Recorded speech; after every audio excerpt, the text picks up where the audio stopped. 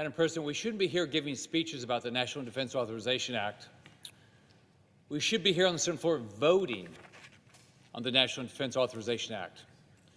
Once again, as he has done year after year since I've been here, Majority Leader Chuck Schumer is refusing to advance this critical bill to set the policy and funding levels for America's armed forces. Washington's failure to move legislation forward is always frustrating. But the Majority Leader's refusal to act on the NDAA, a bill which passed with strong bipartisan support out of the Armed Services Committee more than a month ago, is more than frustrating, it's actually dangerous. Every single day our enemies, Communist China, Iran, Russia, and North Korea, are actively working with one single goal in mind: to dominate the world stage by destroying the American way of life. And without some of the good policy in the NDAA we passed out of committee a month ago becoming law, Communist China has tools at its disposal to do great harm to our country. Our country has fallen into a trap of dependence on our enemies, like Communist China, for everything from drugs to food, and we've got to stop that today.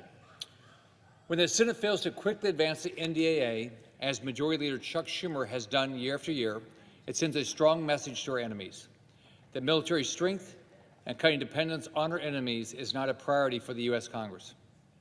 It's dangerous and unacceptable to allow that message to go out to the world, especially as we watch war after war erupt around the globe, thanks to the weakness and appeasement of the Biden-Harris administration.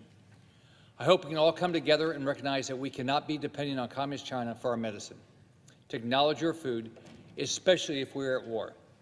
The time is now to get serious about securing U.S. interests and decoupling our supply chains from Communist China. As a body, we must demand action today. I'm a member of the Senate Armed Services Committee, along with my colleague who's presiding, and the ranking member of the Subcommittee on Personnel.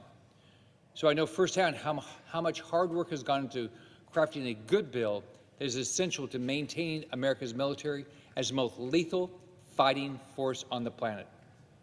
But this bill does so much more than that.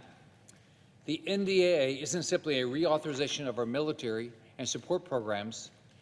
This bill sets the policy that ensures America's armed forces are on the cutting edge of innovation to not just win wars, but to deter threats from our enemies, because they know they stand no chance of victory in a conflict with the United States.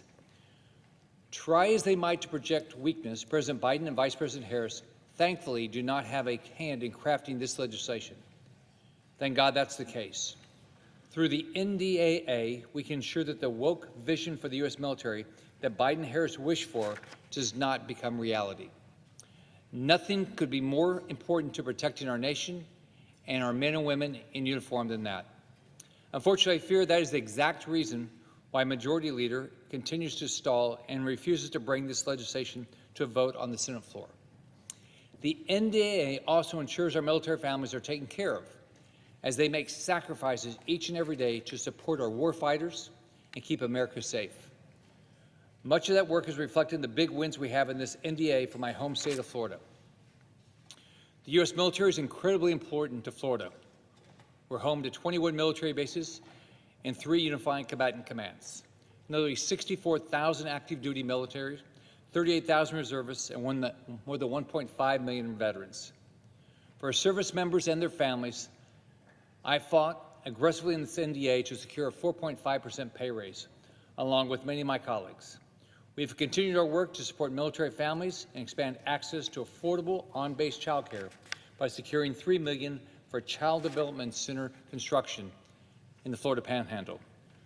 We've also included language in this bill to eliminate disgusting Chinese garlic from our on-base grocery stores, so no family feeding their family through our on-base commissaries is forced to buy Chinese sewer garlic. Remember, Chinese-grown garlic is widely reported to be grown in human sewage, then bleached and harvested in abhorrent conditions, often with slave labor. And with Russian warships recently 90 miles off our shores, Communist China building a spy base in Cuba, and growing partnership between Communist China, Russia, and Iran with Cuba, Venezuela, and Nicaragua, we made sure that Homestead Air Force Base in South Florida will continue to serve a critical mission for years to come and protect our nation from the growing threats posed by our enemies in Latin America. I'm also proud to have personally fought for and secured big wins for the United States against Communist China, including making sure the Department of Defense buys generic drugs made in the United States of America to cut dependence on our enemies for these essential medicines.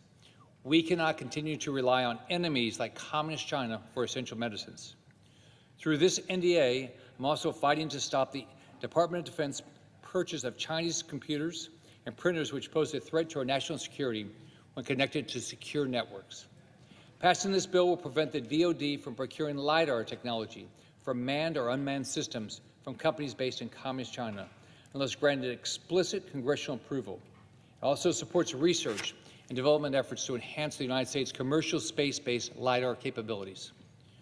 We will authorize a report on the operational value of the Al Udeid Air Base in Qatar, given the concerning relationship the government of Qatar has with Hamas and other terrorist organizations, as well as the continuing hostility to the state of Israel and other U.S. interests.